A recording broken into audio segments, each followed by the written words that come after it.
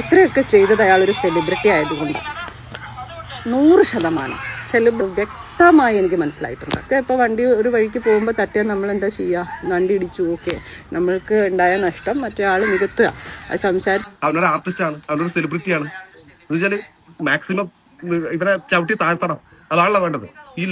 കഴിഞ്ഞ മാസം 24-ാം തീയതി 2025 ഡിസംബർ 24-ാം തീയതിയാണ് ഈ ഒരു അപകടം കോട്ടയത്ത് വെച്ച് നടക്കുന്നത്. തട്ടിമുട്ടി അല്ലെങ്കിൽ ഉപ്പുമുളകും സീരിയൽ അഭിനയിച്ചുകൊണ്ടിരുന്ന സിദ്ധാർത്ഥ് പ്രഭുവിൻ്റെ വാഹനമിടിച്ച് തങ്കരാജ് എന്ന് പറയുന്ന ഒരു ലോട്ടറി വിൽപ്പനക്കാരൻ വാർത്തയൊക്കെ നമ്മളെല്ലാവരും കണ്ടതാണ്. കഴിഞ്ഞ ദിവസം രാത്രി അദ്ദേഹം അന്തരിച്ചു എന്നുള്ളൊരു വാർത്തയാണ് ബന്ധു സ്ഥിരീകരിച്ചുകൊണ്ട് എത്തിയിരിക്കുന്നത്. ഇതിന് ന്യായീകരിച്ചുകൊണ്ട് കുറച്ച് പേരൊക്കെ എത്തിയിട്ടുണ്ടായിരുന്നു. അവരുടെ ക്ലിപ്പാണ് നമ്മൾ തുടക്കം തന്നെ കണ്ടത്. ആ സമയത്ത് സിദ്ധാർത്ഥ് പ്രഭുവിനെ നാട്ടുകാരെല്ലാവരും കൂടി വളഞ്ഞിട്ടു, പിടിച്ചു, കുറച്ച് പേര് കഴുത്തിൽ കുരുക്കിട്ടു, കൈയും കാലും കെട്ടിയിട്ടൊക്കെയാണ് പോലീസിന് സിദ്ധാർത്ഥ് പ്രഭുവിനെ കൈമാറിയിട്ടുണ്ടായിരുന്നത്. നാട്ടുകാർ കൈകാര്യം ചെയ്തു എന്ന് പറഞ്ഞുകൊണ്ടാണ് നമ്മൾ നേരത്തെ കണ്ട ആൾക്കാർ, സെലിബ്രിറ്റീസ് ഒക്കെ വന്നത്. അവർക്ക് അവരുടെ സെലിബ്രിറ്റീസിൻ്റെ വിഷമങ്ങൾ മാത്രമേ അറിയുള്ളായിരിക്കാം. എന്നാൽ സാധാരണക്കാരന് എന്ത് സംഭവിക്കുന്നു എന്നുള്ളത് ഒരുപക്ഷെ ഓർക്കുന്ന വിഷയമല്ലേ. പ്രബുദ്ധ കേരളം എന്നൊക്കെ പറയുന്നുണ്ട്. ഇതാണോ പ്രബുദ്ധ കേരളം? പുച്ഛം തോന്നുന്നു എന്ന് ജിഷിൻ പറഞ്ഞ വാക്കുകളോട് തീർച്ചയായിട്ടും എനിക്കും തോന്നുന്നു. ഇവരൊക്കെയാണോ സെലിബ്രിറ്റി? കേരളത്തിലെ സെലിബ്രിറ്റികൾ ഇങ്ങനെയൊക്കെയാണോ? പുച്ഛം തോന്നുന്നു, പുച്ഛം. മദ്യലഹരിയിൽ വാഹനം ഓടിച്ച് ഒരാളെ കൊന്ന് ഇപ്പോൾ കൊലപാതകിയായി മാറിയിരിക്കുകയാണ് സിദ്ധാർത്ഥ് പ്രഭു. ഇപ്പോൾ ന്യായീകരിച്ചവരൊക്കെ എവിടെ പോയി? അന്ന് അവർ പറഞ്ഞൊരു കാര്യമുണ്ട്, മദ്യപിച്ചിട്ടുണ്ടെങ്കിൽ പോലീസിനെ ഏൽപ്പിച്ചാൽ മതി, അല്ലെങ്കിൽ ഇവർ ആശുപത്രി കിടക്കുമ്പോൾ ആ ഹോസ്പിറ്റൽ ചിലവങ്ങോട്ട് നികത്തിയാൽ മതിയെന്ന്. അന്നത്തെ വീഡിയോയിൽ നമ്മൾ പറഞ്ഞിട്ടുണ്ടായിരുന്നു, ഇത് ഒരു മരണം സംഭവിച്ചാൽ എന്ത് ചെയ്യുമെന്ന്. വളരെ സങ്കടത്തോടുകൂടി പറയട്ടെ, ഇപ്പോൾ ആ ഒരു മരണമാണ് സംഭവിച്ചിരിക്കുന്നത്. ആ മരണ വാർത്തയാണ് ഞാൻ രാവിലെ എഴുന്നേറ്റപ്പോൾ കേട്ടത്. സെലിബ്രിറ്റി ഫെയിമിലുള്ളവർ ഇങ്ങനെ ചെയ്യുമ്പോൾ ജനങ്ങൾക്ക് ഇതൊക്കെ ചെയ്യാനുള്ള ഒരു ശുഷ്കാന്തി കുറച്ച് കൂടുതലാണെന്നാണ് ഈ സെലിബ്രിറ്റീസ് പറയുന്നത്. നിങ്ങളൊക്കെയാണ് മറ്റുള്ളവർക്ക് മാതൃക കാണിക്കേണ്ടത്. കാരണം നിങ്ങൾ എന്ത് ചെയ്താലും അത് നാട്ടുകാരിലേക്ക് പെട്ടെന്ന് കാര്യങ്ങളൊക്കെ എത്തും. നല്ലത് ചെയ്യൂ, നല്ല കാര്യങ്ങൾ എത്തും. മോശം ചെയ്യൂ, തീർച്ചയായിട്ടും അതിലും കൂടുതൽ സ്പീഡിൽ മോശം കാര്യങ്ങളും എത്തും. അപ്പോൾ നിങ്ങൾ നല്ല കാര്യങ്ങൾ ചെയ്യുകയാണെങ്കിൽ ഒരു പക്ഷെ അത് ഒരുപാട് പേർക്ക് നേർവഴി കാണിക്കും. നിങ്ങളൊക്കെ ഒരു കാര്യം മനസ്സിലാക്കണം, ഈ ലോട്ടറി വിറ്റ് നടന്ന തങ്കരാജ് ജിമ്മിൽ പോകാൻ വേണ്ടിയിട്ടോ അല്ലെങ്കിൽ ലക്ഷറി ലൈഫിന് വേണ്ടിയിട്ടോ അല്ല ആ ഒരു രാത്രി ലോട്ടറി വിറ്റ് നടന്നത്. ഒരു നേരത്തേക്കുള്ള ഭക്ഷണം മേടിക്കാൻ വേണ്ടിയിട്ടാണ്. ആ ഒരു പ്രായമായിട്ടുള്ളൊരു മനുഷ്യനാണ്. നിങ്ങൾ ഫോട്ടോയിൽ കാണുമ്പോൾ തന്നെ അറിയാം, ഒരു പ്രായമായിട്ടുള്ളൊരു മനുഷ്യനാണ്.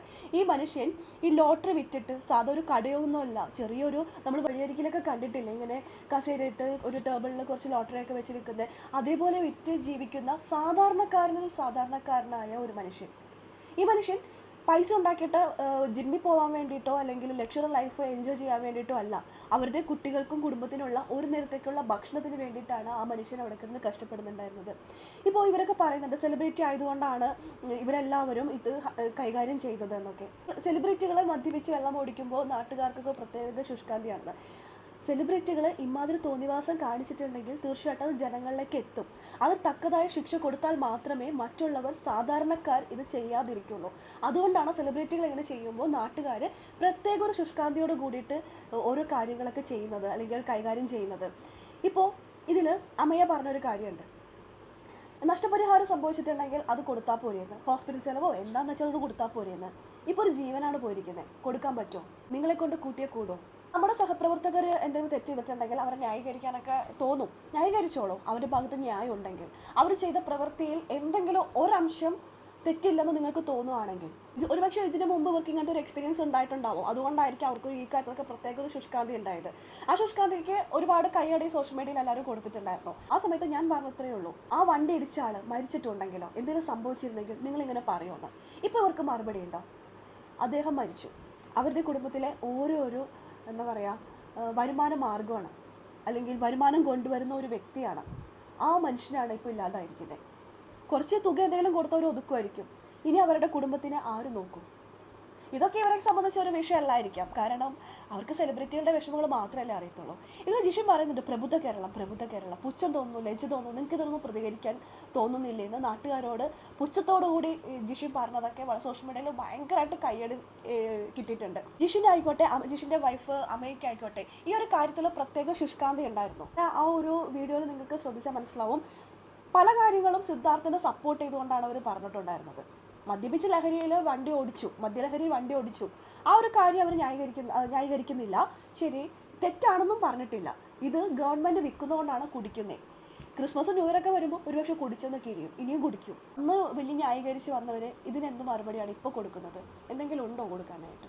ഉപ്പും മുളകും സീരിയലിൽ നിന്നൊക്കെ നൈസായിട്ട് ശ്രീകണ്ഠൻ നായർ സിദ്ധാർത്ഥ് പ്രഭുവിനെ തുടക്കം തന്നെ എടുത്ത് മാറ്റി. അങ്ങനെ തെറ്റ് ചെയ്തവർക്ക് തക്കതായ ശിക്ഷ കൊടുക്കുന്ന ആൾക്കാരും നമുക്കിടയിലൊക്കെ ഉണ്ട് കേട്ടോ.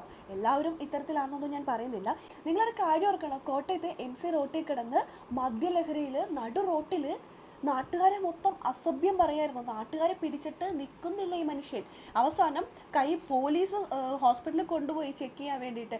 ആ സമയത്തും പുള്ളിയുടെ കൈ കെട്ടിവെച്ചിരിക്കുകയായിരുന്നു വീൽ ചെയറിലിരിക്കുമ്പോൾ. അപ്പോൾ നിങ്ങളൊരു കാര്യം ആലോചിച്ച് നോക്കണം, എത്രമാത്രം മദ്യലഹരിയിലായിരിക്കും സിദ്ധാർത്ഥൻ ഉണ്ടായിട്ടുണ്ടാവാം. അങ്ങനെ ഒരു മനുഷ്യൻ വണ്ടി എടുത്ത് പോകുന്ന അവന് കിട്ടിയ ഓവർ കോൺഫിഡൻസ് എവിടെന്നാ? അവനൊരു സെലിബ്രിറ്റി ആണെന്നുള്ളത്. അവനൊന്നും ഒരു പ്രശ്നമില്ല. എന്തെങ്കിലുമൊക്കെ സംഭവിക്കുകയാണെങ്കിൽ കുറച്ച് അങ്ങോട്ട് പൈസ അങ്ങോട്ട് കൊടുത്ത് ഒതുക്കാം എന്നുള്ളൊരു ധൈര്യമായിരിക്കാം. അപ്പോൾ ജിഷിനും അമ്മയൊക്കെ പറയുന്ന പോലെ തീർച്ചയായിട്ടും ഒരു സെലിബ്രിറ്റി ആയതുകൊണ്ടാണ് സോഷ്യൽ മീഡിയ ഇത്ര ചർച്ചയാക്കിയത്. അതെന്തുകൊണ്ട് പലരും സിദ്ധാർത്ഥിനെ ന്യായീകരിച്ചുകൊണ്ട് എത്തിയിട്ടുണ്ടായിരുന്നു. സോഷ്യൽ മീഡിയയിൽ തന്നെ പലരും എത്തിയിട്ടുണ്ടായിരുന്നു. അതുകൊണ്ട് ഞാൻ സപ്പോർട്ട് ചെയ്യണമെന്ന്. അങ്ങനെയല്ല, അയാളുടെ കയ്യിൽ നിന്ന് ഓൾറെഡി ഒരു മിസ്റ്റേക്ക് വന്നു കഴിഞ്ഞു. അയാൾ ഇടിച്ചിട്ടിട്ടുണ്ടെങ്കിൽ അത് അയാളുടെ അബോധാവസ്ഥയിലാണ്. നഷ്ടം വന്ന ഒരാൾക്ക് അയാൾ അതിന്റെ പ്രത്യുപകാരം ചെയ്യുക. അവനൊരു ആർട്ടിസ്റ്റാണ്, അവനൊരു സെലിബ്രിറ്റിയാണ്. എന്ന് വെച്ചാൽ മാക്സിമം ഇവരെ ചവിട്ടി താഴ്ത്തണം. അതാണല്ലോ വേണ്ടത്. ഈ ലോകത്തിൽ ആദ്യമായിട്ട് മദ്യപിച്ചിട്ട് വണ്ടി ഓടിച്ച ആളൊന്നുമല്ല ഈ സിദ്ധാർത്ഥ്. ഒരു മരണമാണ് ഇപ്പോൾ സംഭവിച്ചിരിക്കുന്നത്. ഇനി സിദ്ധാർത്ഥിൻ്റെ ലൈസൻസ് കട്ടാക്കിയിട്ടുണ്ട്. സിദ്ധാർത്ഥ് എന്ന് പറയുന്ന ഒരു വ്യക്തിയുടെ മാത്രം ലൈസൻസ് കട്ടാക്കിയതുകൊണ്ട് ഇങ്ങനെയുള്ള പ്രശ്നങ്ങളോ ഒന്നും പോകാൻ പോകുന്നില്ല. ഒരു കുടുംബം ഇപ്പോൾ അനാഥമായിരിക്കുകയാണ്. ഈ ഒരു തെറ്റ് ഇല്ലാതാവണമെങ്കിൽ കുടിക്കുന്നവരുടെ ലൈസൻസ് എല്ലാം കട്ട് ചെയ്യണം. കുടിച്ച് വണ്ടി ഓടിച്ച് ഇങ്ങനൊരു അപകടം സംഭവിച്ചതിന് ശേഷം ലൈസൻസ് കളഞ്ഞിട്ടൊന്നും കാര്യമില്ല. ഇപ്പോൾ നമ്മുടെ നാട്ടിൽ പോലീസൊക്കെ നിൽക്കുന്നുണ്ടല്ലോ, ഇടയ്ക്ക് ഇങ്ങനെ ചെക്ക് ചെയ്യുന്നുണ്ട്, കുടിച്ചിട്ടുണ്ടെങ്കിൽ അപ്പോൾ തന്നെ ലൈസൻസ് കട്ടാക്കുക. അങ്ങനെയുള്ള കാര്യങ്ങളൊക്കെ ചെയ്ത് കഴിഞ്ഞിട്ടുണ്ടെങ്കിൽ ഒരുപക്ഷെ ഇങ്ങനെയുള്ള അപകടങ്ങൾ ഇനി ഉണ്ടാവാതിരിക്കുമായിരിക്കാം. എല്ലാന്നുണ്ടെങ്കിൽ ഇതേപോലെ ഒരുപാട് തങ്കരാജും വരും, സിദ്ധാർത്ഥും വരും. ഇതൊക്കെ നമ്മൾ കണ്ട് സഹിച്ച് പേടിച്ച് വരച്ച് വേണം റോട്ടിൽ ഇറങ്ങാനായിട്ട്. പുറത്തിറങ്ങി കഴിഞ്ഞാൽ തിരിച്ച് വീട്ടിലെത്തുമോ ഇല്ലയെന്നുള്ളത് ദൈവത്തിനറിയാം.